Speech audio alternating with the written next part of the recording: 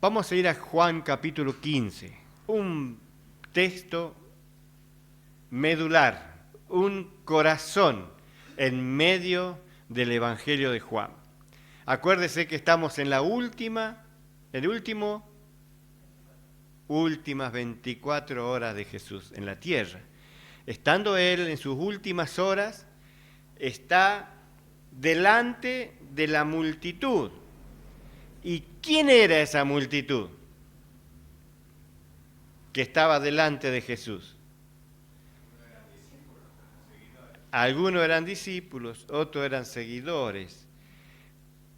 ¿Qué nacionalidad eran todos ellos? La mayoría. Judíos.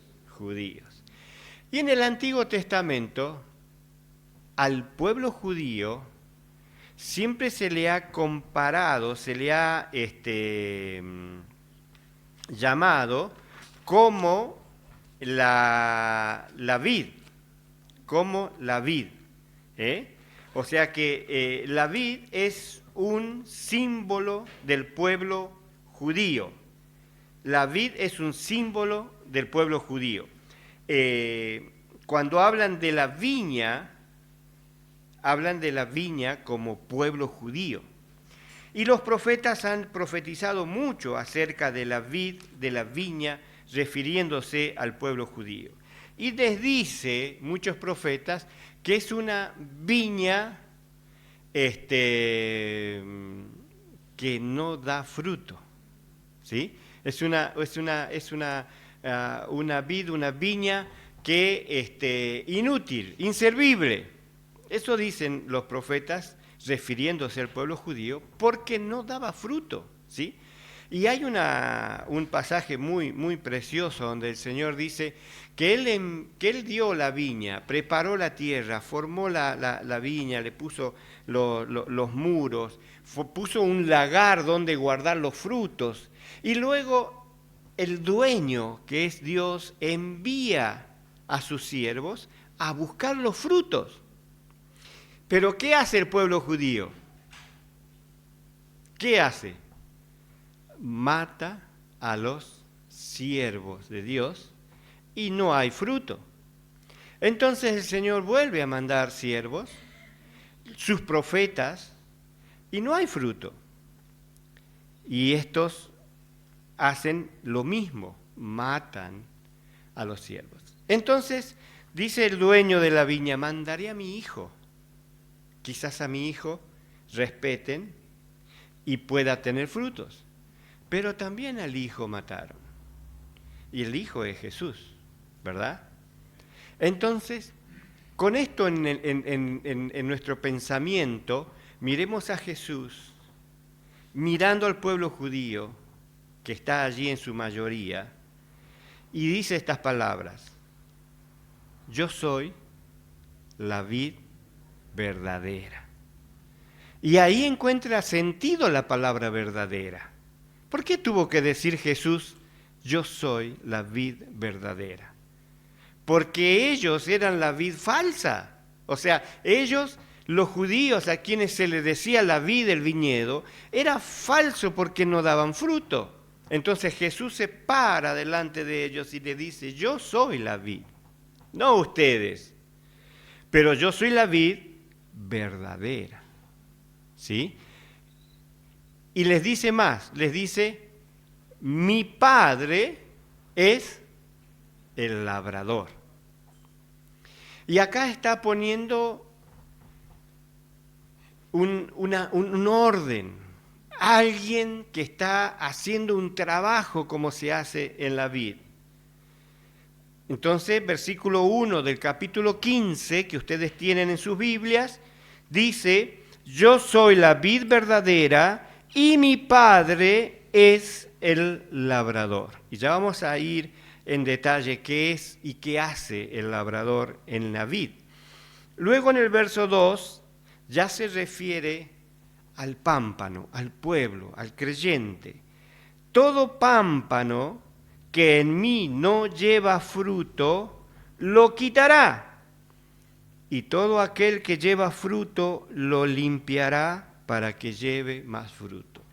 Acá está separando dos pueblos, está separando dos grupos, está separando personas, pámpanos, es decir, personas que llevan fruto, personas que no llevan fruto. Y le está diciendo a los judíos, yo soy la vid verdadera, mi padre es el labrador, y todo pámpano, indicándolos que no tienen fruto, mi padre lo quitará. Pero todo aquel que lleva fruto, dice, mi padre no lo quitará. ¿Qué hará? Lo limpiará. ¿Para qué? Para que lleve más fruto. Ese es el centro del mensaje. Si entendemos esto, nuestra vida cristiana va a cambiar, porque vamos a preocuparnos en pensar si somos pámpanos que llevan fruto o no. Porque si no llevamos fruto, ¿qué hace Dios? Nos quitará. ¿Y por qué nos va a quitar? Porque el pámpano que no lleva fruto no es cristiano. No es cristiano. Porque el cristiano sí o sí lleva fruto.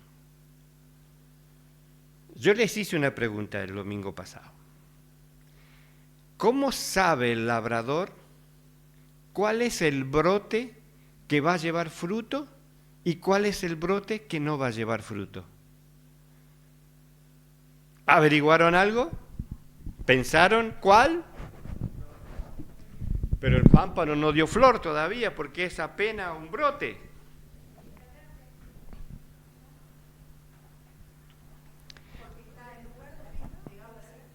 Está pegado a la vid. Hay una imagen que vamos a poner acá.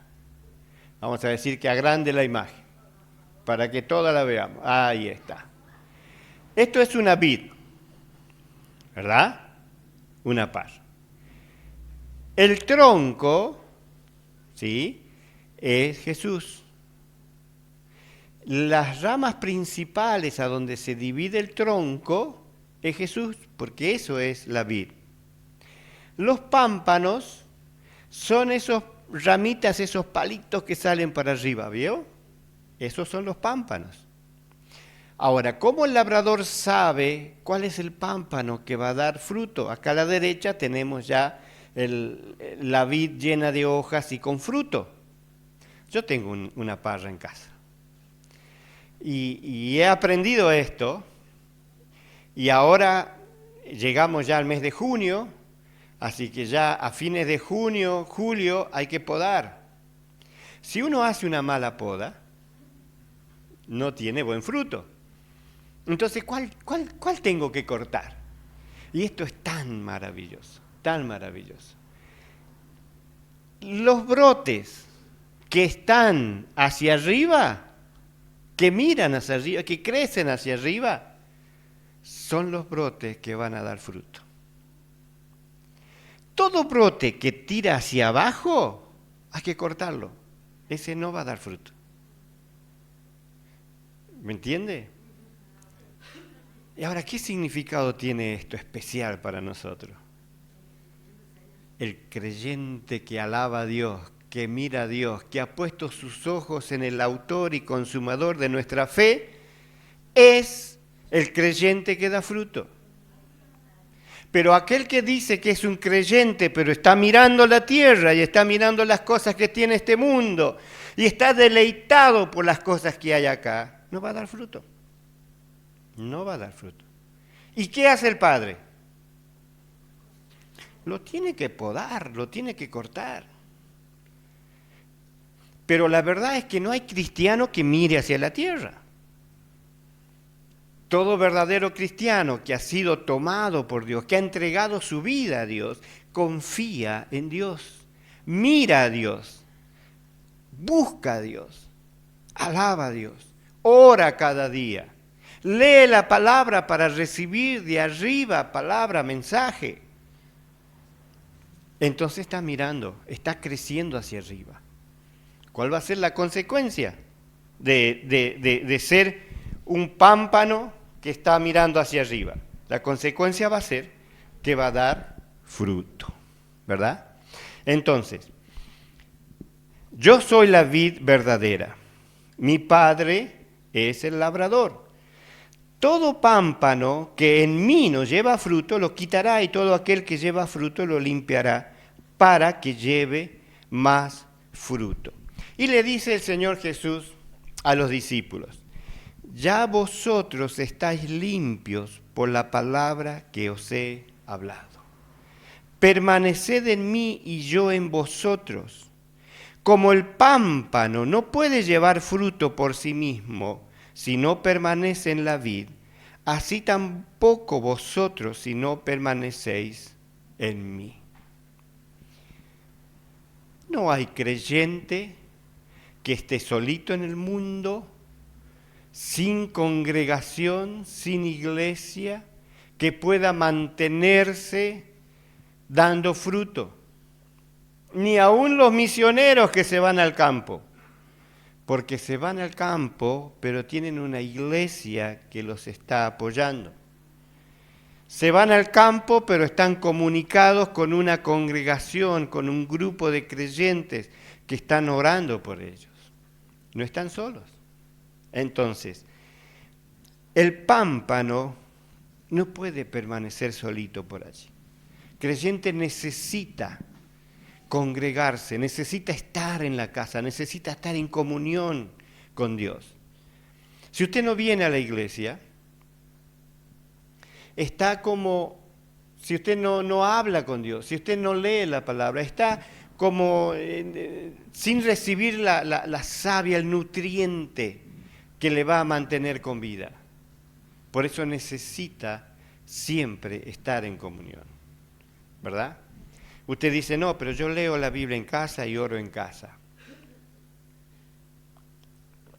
Algunos dirán, pero yo veo YouTube siempre la reunión del domingo en la casa, no me pierdo una reunión.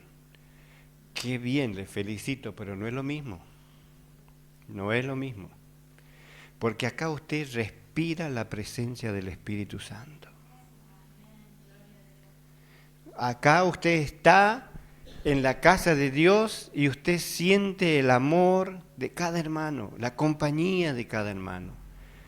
Y eso hace que nuestro corazón arda. Como alguien decía alguna vez, que somos como carboncitos encendidos el creyente. Cuando estamos todos juntos hay fervor del Espíritu, pero cuando sacamos el carboncito está encendido, sí, pero no es lo mismo. Y como que eso al pasar el tiempo solito se va como apagando de a poquito hasta que se apaga completamente. Necesitamos volver a la brasa, volver otra vez a estar juntos, volver a estar unidos a la vid.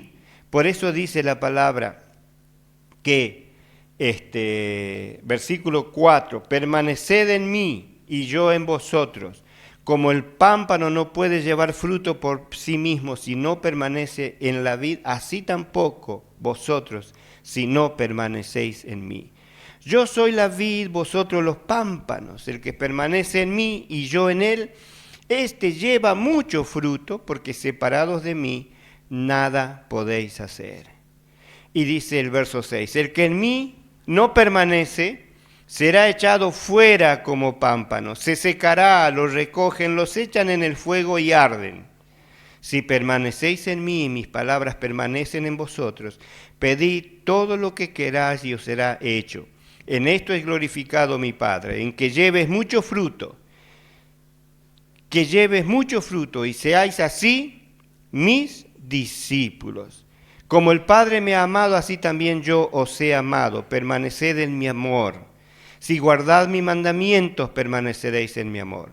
Así como yo he guardado los mandamientos de mi Padre y permanezco en su amor. Versículo 11. Estas cosas os he hablado para que mi gozo esté en vosotros y vuestro gozo sea cumplido, o sea completo. Este es mi mandamiento, que os améis unos a otros como yo os he amado. Nadie tiene mayor amor que este, que uno ponga su vida por sus amigos. Vosotros sois mis amigos, si hacéis lo que yo os mando. Ya no llamaré siervo, porque el siervo no sabe lo que hace su señor, pero os he llamado amigos, porque todas las cosas que oí de mi Padre las he dado a conocer. No me elegiste vosotros a mí, sino que yo os elegí a vosotros, y os he puesto para que vayáis y llevéis fruto, y vuestro fruto permanezca, para que todo lo que pidas a mi Padre en mi nombre, Él os lo dé. Esto os mando, que os améis unos a otros. Esta palabra que hemos hablado hoy, que vamos a tratar de explicar en estos minutos que nos quedan, nos deja en claro tres cosas importantes que voy a recalcar. La primera, que Jesús es la vid, que Dios el Padre es el labrador y que nosotros somos los pámpanos, ¿verdad? Bien, ahora, una de las palabras que más aparecen en estos 17 versículos que acabamos de leer es la palabra permanecer. Permanecer. Es lo más importante en la vida del cristiano, permanecer. Si uno está cerca de Jesús, va a desarrollar su vida cristiana. ¿Y permanecer qué significa? Porque eso vamos a tener que explicar. Otra palabra que se repite mucho es fruto. Es fruto. Y son dos palabras claves que nosotros tenemos que pensar en nuestra vida. Si soy el pámpano, ¿qué tiene que hacer el pámpano en la vid? Dos cosas, permanecer y dar fruto. ¿Qué tiene que hacer el creyente en su vida cristiana? Permanecer y dar fruto, ¿verdad? Ahora, no voy a poder dar fruto si no permanezco unida a la vid. Así que voy a hablar primero del fruto y luego vamos a terminar hablando de lo que es permanecer en Cristo. Acá se nos habla de 4 etapas relacionadas con el fruto. La primera, leemos en el versículo 2, que dice, todo pámpano que en mí no lleva fruto, lo quitará. Primero, no lleva fruto. La primera pregunta que me tengo que hacer es, ¿estoy llevando fruto? ¿Cuál es el fruto que estoy ofreciendo a Jesús? Si no tengo fruto, el riesgo está que el labrador viene y poda, y saca, y me corta de la vid. ¿Pero por qué me corta? Usted sabe que yo corto ramas de la vid cuando ya la vid está crecida en casa. Porque son ramas que crecen y ocupan espacio y hacen peso y están llenas de hojas, pero nunca dan fruto. Entonces, ¿qué tengo que hacer? Cortarlas. Porque no sirve. Y debemos saber que cristiano que no tiene fruto no sirve. Se puede llamar cristiano, se puede llamar apóstol, se puede llamar profeta si quiere, pero si no tiene fruto, no sirve. Y Dios lo corta, Dios lo corta. Entonces, lo primero que tengo que ver es si doy fruto, porque si no doy fruto, ¿qué dice la Biblia? Dios lo quitará. ¿Y por qué no doy fruto? Primero, porque no me relaciono con Jesucristo, porque no busco a Jesús en oración, porque no leo la Biblia todos los días, porque no estoy en comunión en una iglesia, porque no asisto cuando soy convocado a tener un tiempo con los hermanos, con los grupos a donde me invitan. Entonces, al no tener esa relación cristiana, no llevo fruto. ¿Por qué más no llevo fruto? No llevo fruto porque soy un convencido y no un convertido. Puedo pasar años y años en la iglesia y haber dicho, yo recibí a Jesús, yo hice la profesión de fe. ¿Y la posición en Cristo? No está, solamente hice una oración. Pero nunca tuve comunión con Dios. Ese pámpano se corta. Porque nunca dará fruto. Porque no está en Cristo Jesús. Porque son creyentes que simulan ser creyentes. Hay muchos que hasta enseñan, pero no tienen fruto. Porque una cosa es simular y otra cosa es ser. Otra cosa es ser. Voy a leerles un texto en Tito, capítulo 1, versículo 6. Vamos a seguir en Juan nosotros, ¿no? Pero voy a leerles un texto en Tito, capítulo 1, versículo 6.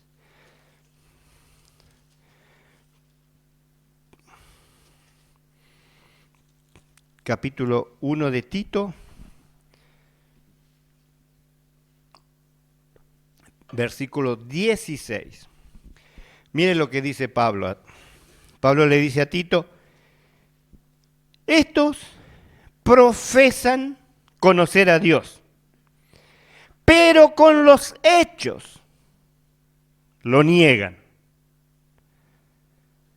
Con los hechos lo niegan, siendo abominables, rebeldes, reprobados en cuanto a toda buena obra. ¿Cómo dice la Biblia? Dice que profesan conocer a Dios. A veces vienen a la iglesia y se levantan y cantan. Pero sus hechos, lo que hacen, lo que uno se entera de lo que hacen. ¿Y puede ser cristiano este? Sus hechos niegan de que conocen a Dios. Entonces, la primera etapa es ningún fruto. Así que espero que todos hayamos pasado esa primera etapa. Vamos a la segunda. La segunda es fruto. ¿Qué dice el Señor? Dice que todo aquel, versículo 2, sigue lo que hemos leído, todo aquel que lleva fruto, Ahí está, fruto. No está diciendo mucho fruto, dice fruto. Entonces la palabra dice que algunos que ha sido sembrada la palabra y que ha sido y unos han dado fruto al 30, al 60, al 100%. Estos son los que dan 30%. Estos son los que dan fruto, nada más. Entonces, pero a Dios le agrada porque está dando fruto. Aunque sea poquito, pero está dando fruto. Entonces, ¿qué hace Dios? Dice que lo limpiará. ¿Para qué? Para que dé más fruto. Usted sabe que a veces el creyente no da más fruto porque hay algo que está en su vida ensuciando y le impide que pueda dar más fruto. Entonces, ¿qué tiene que hacer Dios? Limpiar. Y esa es una de las condiciones para dar mucho fruto, que Dios nos limpie. Ahora la pregunta es, ¿de qué nos tiene que limpiar? Les hago pensar un poquito, ¿de qué nos tiene que limpiar?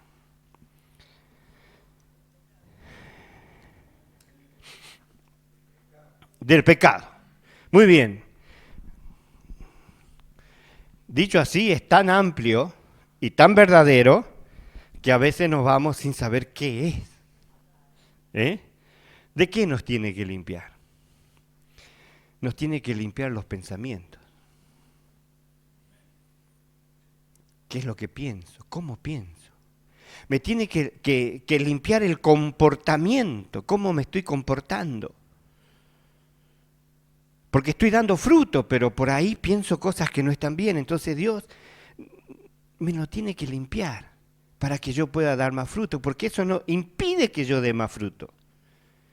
Me tiene que limpiar la pasión, el amor. ¿Dónde he puesto yo mi energía, mi pasión, mi amor? Eso también tiene que ser limpiado. No dice que lo quita. No dice que lo quita, dice que lo limpia. ¿Verdad? Así que hay cosas en mi vida que están bien, porque está bien pensar, pero Dios lo limpia para que mi pensamiento sea limpio, para que mi comportamiento sea limpio. Va a limpiar mis actitudes, va a limpiar mis relaciones. Porque hay un dicho que dice, dime con quién te juntas, te diré quién eres, con quién andas, con quién compartes. ¿Qué hablas con aquellos con los que te relacionas? Dios tiene que limpiar eso también. Yo tenía todos mis amigos cuando tenía 18 años. Con ellos jugaba al básquet, al fútbol, jugaba al pool. Después me convertí y conocí a Cristo. Él limpió mis relaciones. Yo no lo eché a nadie, ¿eh? Él se encargó de limpiar mis relaciones. Entonces, cuando tus amigos no alaban, no adoran a Dios, no hacen lo que es correcto y siguen siendo mis amigos, debo pensar a ver qué pasa. ¿No será que esto está impidiendo que yo dé más fruto? Entonces Dios tiene que limpiar mi compromiso, porque por ahí estoy comprometido, pero a medias en la iglesia. Y a veces estoy comprometido con mi trabajo más que con el Señor. Quizás estoy comprometido más en otras cosas. Entonces Dios tiene que limpiar mi boca, las palabras que digo. Porque cuando Dios limpia todo eso, entonces yo puedo dar ¿qué? Más fruto. Porque dice la palabra, para que lleve más fruto, para que lleve más fruto. Así que bueno, ahí estamos, ¿verdad? Espero que acá no haya ninguno que no da fruto. Espero que acá haya algunos poquitos que dan fruto, pero espero que sean muchos más los que dan mucho fruto, más fruto, no mucho, más fruto, ¿verdad? ¿Sí? Y vamos a un tercero, que es aquellos que dan, versículo 5 dice, yo soy la vid, vosotros los pámpanos, el que permanece en mí y yo en él, este que lleva mucho fruto. Ah, qué lindo, ¿verdad? ¿Usted quiere llevar mucho fruto? Amén. Entonces, bueno, ahí está. Esa es la meta, ese es el propósito, es el objetivo de nuestra vida. No debo conformarme con llevar un fruto. No debo conformarme con dar más fruto. Debo buscar dar mucho fruto. Mucho fruto. Y cuando busco eso, lo voy a conseguir porque permito que Dios limpie mi vida. Esa es la primera condición, la limpieza de mi vida, la limpieza. Ahora, antes de ir al segundo punto de las condiciones, de cuáles son las condiciones para tener fruto y mucho fruto, voy a hablarles de cuáles son esos frutos. Porque hasta ahora hemos hablado de frutos, pero ¿cuáles son? ¿Cuáles son esos frutos?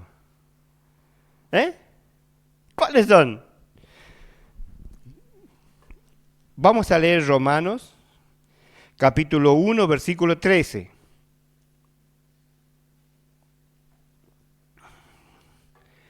Evangelio de Pablo, la carta a Romanos.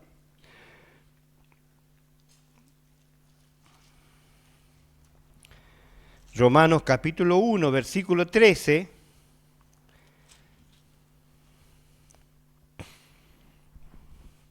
Pablo le está escribiendo a los romanos y le dice: pero no quiero, hermanos, que ignoréis que muchas veces me he propuesto ir a vosotros para tener también entre vosotros algún fruto como lo he tenido entre los demás gentiles, pero hasta ahora he sido estorbado de ir a ustedes.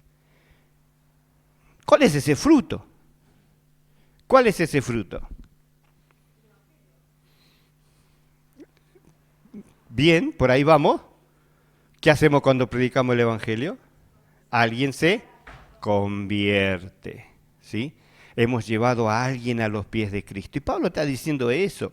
Quiero entre vosotros algún fruto. Quiero entre vosotros a alguien que conozca a Jesús, así como lo tuve con los otros gentiles. Quiero, dice, que conozcan a Jesús. ¿Está? La pregunta es, ¿tiene de eso fruto? ¿Ha traído a alguien a los pies de Cristo? ¿O no? Si es no, hasta ahora estamos como que viene la tijera de podar, ¿no? Porque no tengo fruto. O tengo un fruto. O tengo más. O tengo mucho. Y es que ahí debe estar enfocada mi atención. Porque el fruto es llevar personas a los pies de Cristo. Y debemos enfocarnos ahí, porque eso es lo que nos dice la palabra. Pablo decía, quiero tener algún fruto entre ustedes. Mire, usted tiene familia, ¿todos son del Señor? Tiene vecinos, ¿todos son del Señor? Tiene amigos, ¿todos conocen a Jesús? Tienen compañeros de trabajo, ¿todos conocen de Jesús? Ahora, ¿cuál es la razón por la cual no les predico el Evangelio? ¿Cuál es la razón por la cual no traigo de esos a Cristo? Primera razón, no permanezco en Jesús. Porque Él me está desafiando continuamente. Yo conocí a Jesús a los 18 años. En un pueblito allá en La Quiaca. Hasta los 18, 17 años yo jugaba con ellos, era uno más de ellos. Y en un pueblito así perdido allá, decir ser evangélico era como, bicho raro, una cosa así. Y el pastor en ese tiempo, el misionero, me dice, vamos a hacer un aire libre. Yo estaba comprometido con Jesús, así que vamos a tener el aire libre. ¿Dónde? Acá, en la esquina del cine. Pero no hay nadie acá. No importa, ya van a salir del cine. Y yo cuando dijo eso empecé a ver dónde me escondo, porque todos mis amigos van a salir de ahí. Y el pastor me dijo, vos tenés que predicar ahora. Ay, ay, ay, pero si van a salir todos mis amigos. Y tuve que predicar. Tuve que vencer el miedo. Tuve que saber que para mí Jesús es más importante que lo que digan los demás. Y hablé de lo que Jesús llenaba mi corazón. Hable de Jesús. Si ama a Jesús, hable de Jesús. Y si usted habla de Jesús, tendrá fruto. ¿Me entiende? Porque ¿cómo irán si no hay quien les predique? ¿Cómo creerán si nadie les habla del Evangelio? Así que ese es un fruto que podemos tener. A ver, si esto fuera una vid, quiero imaginarme las uvas o las conversiones, ¿no? Y por ahí hay muchas hojas. A mí me encanta que la parra dé muchas hojas porque hago niños envueltos de hojas de parra. Pero no solamente eso, es que Dios quiere fruto. Bueno, otra cosa, otro fruto. Romanos capítulo 6, versículo 21 al 23. Dice la palabra, capítulo 6 de Romanos, versículo 21, pero qué fruto teníais de aquellas cosas en las cuales ahora te avergüenzas, porque el fin de esas obras, de esos frutos, es muerte. Pero ahora, dice, habéis sido librados del pecado, hechos siervos de Dios. Tenéis por vuestro fruto la santificación y como fin la vida eterna. Así que un fruto que nosotros podemos tener es nuestra santificación. Usted sabe que Cristo murió en la cruz del Calvario y su sangre nos limpia de todo pecado. Y delante de Dios, ¿cómo estamos? Santos, limpios, puros de pecado. ¿Verdad? Pero acá no está hablando de eso. Acá está hablando de mi santidad práctica, diaria, la que yo debo buscar combatiendo contra el pecado. ¿Cómo estás combatiendo contra el pecado? Cuando nosotros tenemos victoria, porque no cedemos al pecado, y pecado es desobediencia a Dios. Cuando Dios me dice, mira, esto es blanco y yo hago gris, estoy desobedeciendo a Dios. Cuando la Biblia dice, no dejé de congregar como algunos tienen por costumbre, y yo dejo de congregarme y vengo de vez en cuando, estoy desobedeciendo a Dios. Le tengo que pedir perdón, ¿verdad? Porque buscar mi santificación es empezar a acomodar las cosas para que yo los días de reunión esté acá. Pero no estoy acá para satisfacer al pastor, estoy acá para alabar a Dios, para escuchar la palabra, para ver a mis hermanos, para amar a mis hermanos, ¿verdad? Entonces, otro fruto, la santificación. ¿Cómo vamos con ese fruto? Y vamos a ver otro más, que no vamos a seguir por el tiempo con muchos otros más, pero este va a ser el último que vamos a ver ahora. Gálatas capítulo 5, versículos 22 y 23. Es el fruto del Espíritu Santo. Dice, pero el fruto del Espíritu es esa uva, ¿no? Con todos el frutito, amor, gozo, paz, paciencia, benignidad, bondad, fe, mansedumbre, templanza. Contra tales cosas no hay ley. Así que podemos ir viendo y analizando y decir, a ver, ¿cómo estamos nosotros con este fruto? ¿Cómo estamos con el amor? ¿Amo a mi hermano? ¿Amo a mi padre? ¿Obedezco a mi hermano, a mi padre? ¿Estoy en paz con ellos? La Biblia dice que en lo que de ti dependa, está en paz con todos. Paciencia, bondad, mansedumbre, templanza. Fruto del Espíritu habla del carácter del cristiano. Así que esos son los frutos, ¿verdad?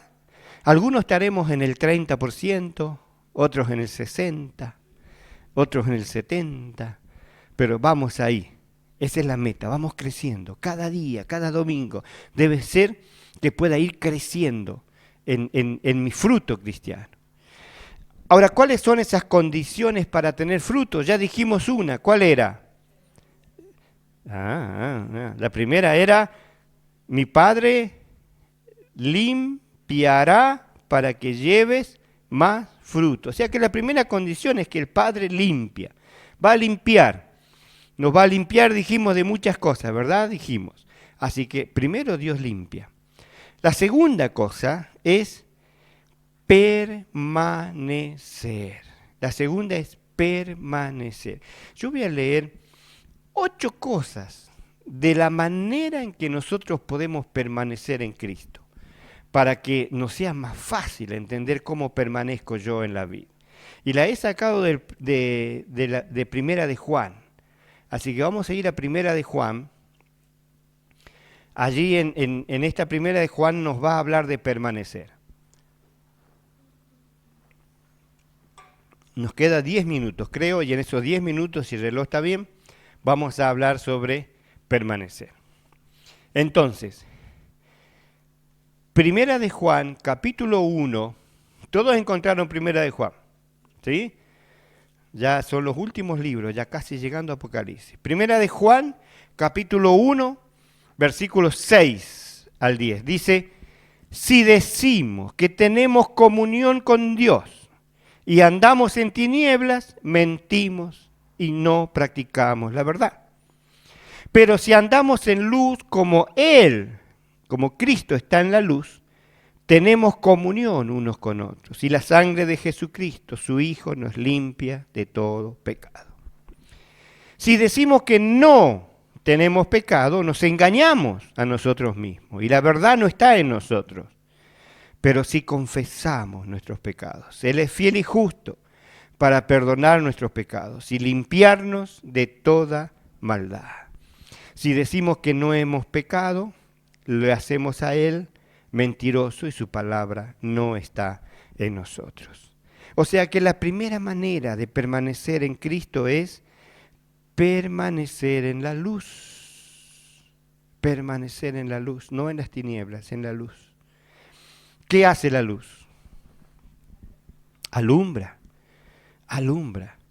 Yo estoy en una habitación, toda desordenada, toda sucia, y la luz apagada, todo oscuro. Nadie ve nada, está todo bien, está todo perfecto. Pero prendo la luz y se ve el desorden. Yo debo andar en la luz. Dios tiene que prender la luz en mi vida. Tengo que ver el desorden que hay en mi vida y empezar a ordenar. Eso es andar en la luz. Porque si yo digo que no tengo pecado, miento, dice la Biblia. Le digo que Dios es mentiroso. Porque tenemos pecado. Mientras estamos acá, cometemos errores, nos equivocamos, nos enojamos, gritamos, etc. Pero ¿qué hace Dios? Prende la luz para que yo al ver eso pida perdón, acomode, arregle la situación y entonces ando en luz. La primera cosa es permanecer en la luz. Leamos Primera de Juan, capítulo 2, versículo 6.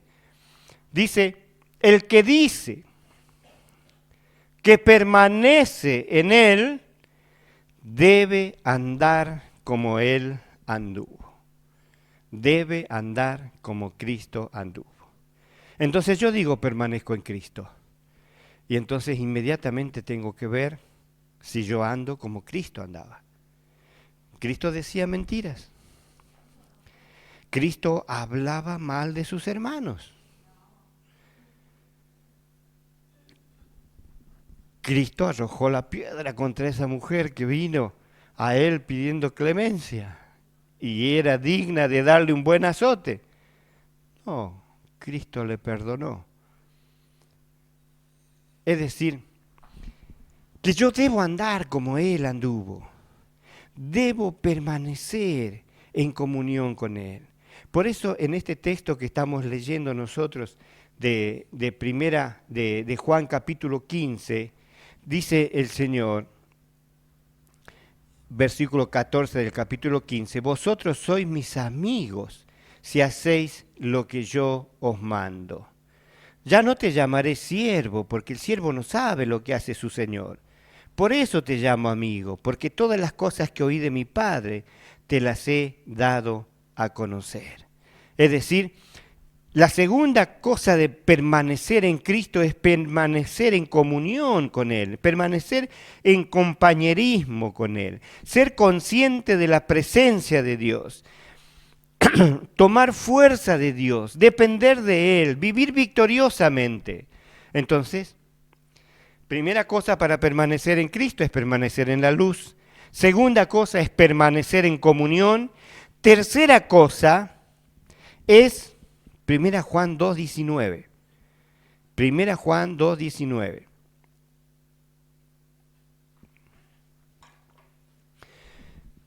Mire lo que dice, tan tremendo esto.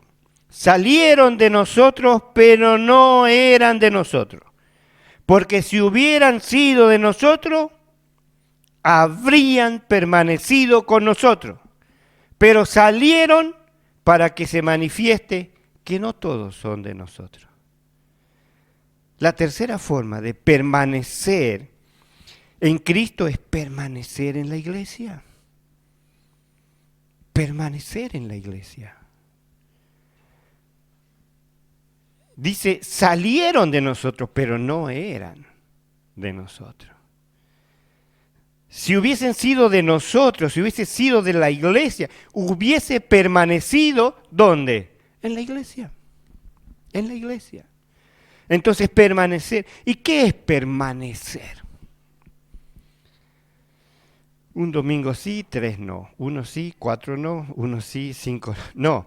Permanecer es domingo tras domingo y de vez en cuando, una vez al año, que no vine una vez.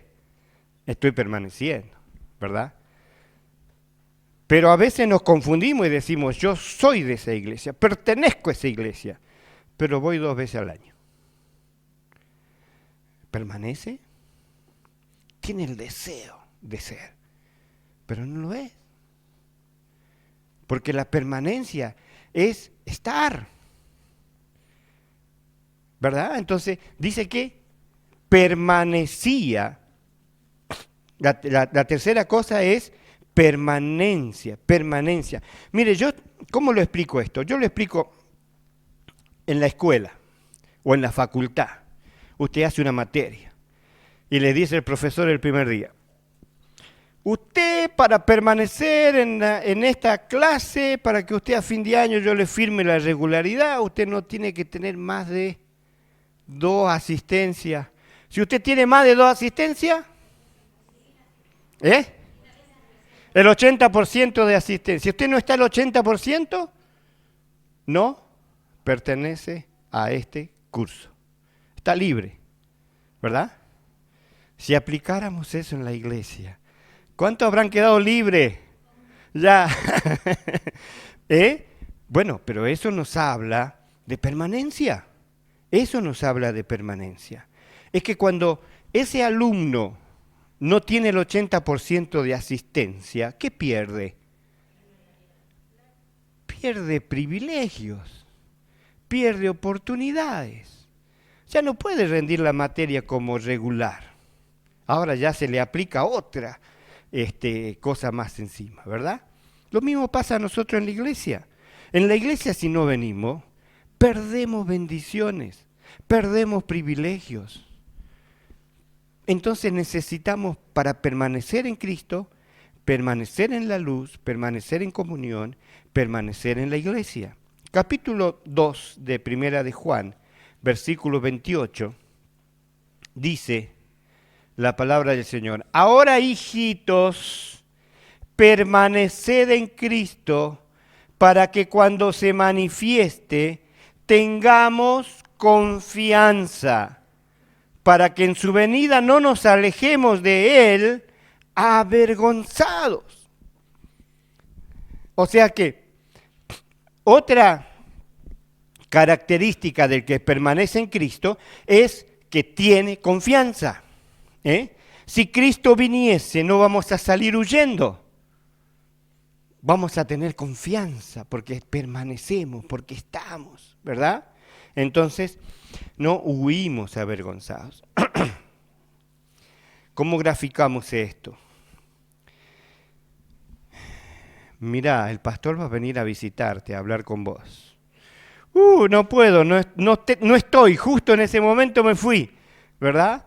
Porque mejor es huir. O cuando te dicen, bueno, vamos a hablar, yo sé que hay algunas cosas acá, vamos a hablar.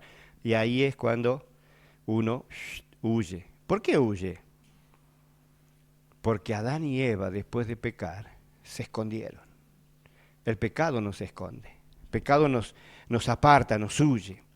Bien, capítulo 3, versículo 6, dice: todo aquel que permanece en él no peca, no peca. Es decir, experimentar una vida constante de combate contra el pecado, no vivir en el pecado. Capítulo 3, verso 24. Amados, si nuestro corazón no nos reprende, confianza tenemos con Dios, perdón, versículo 24, estuve leyendo el 21. El que guarda sus mandamientos permanece en Dios y Dios en él, y en esto sabemos que Él permanece en nosotros por el Espíritu que nos ha dado. Entonces, permanecer en obediencia, obedecer a Dios, conocer la palabra, obedecer la palabra. Capítulo 4, versículos 12 y 13, dice, nadie ha visto a Dios jamás. Si nos amamos unos a otros, Dios permanece en nosotros y su amor se ha perfeccionado en nosotros. En esto conocemos que permanecemos en Él y Él en nosotros, en que nos ha dado de su Espíritu Santo. Es decir, el que permanece en Cristo experimenta en su vida la presencia del Espíritu Santo. El Espíritu Santo nos habla, el Espíritu Santo nos consuela, el Espíritu Santo nos guía, nos exhorta, nos anima, nos fortalece. Cuando estamos hablando con alguien que no es creyente y no sabemos qué decir, el Espíritu Santo pone palabras en nuestros labios que decir. Entonces, permanecer en Cristo es experimentar la presencia del Espíritu Santo. Y por último, permanecer en su amor. Permanecer en su amor. Por eso dice el último versículo de Juan capítulo 15. No me elegiste vosotros a mí, sino que yo os elegí a vosotros. Y os he puesto para que vayáis y llevéis fruto, y vuestro fruto permanezca, para que todo lo que pidas al Padre en mi nombre, Él se los dé. Esto te mando, que os améis unos a otros. Amén. Amén.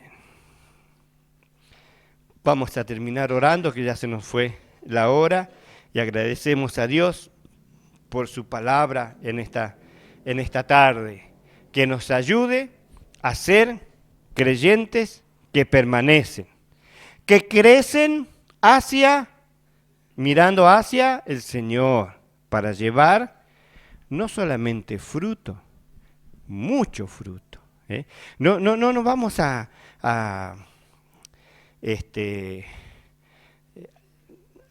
quedar satisfechos con llevar fruto nada más. No, vamos por más. Vamos para llevar mucho fruto. Y que podamos hablar de Cristo, hablar del amor de Él. Que busquemos fruto de aquellas personas que no conocen a Jesús, invitarles a que conozcan a Jesús. En nuestra santidad, en el carácter cristiano, en seguir las pisadas de Jesús. Y permanezcamos en Cristo, permaneciendo en la iglesia, leyendo la palabra, orando, para que de esa manera Dios sea glorificado. Amén.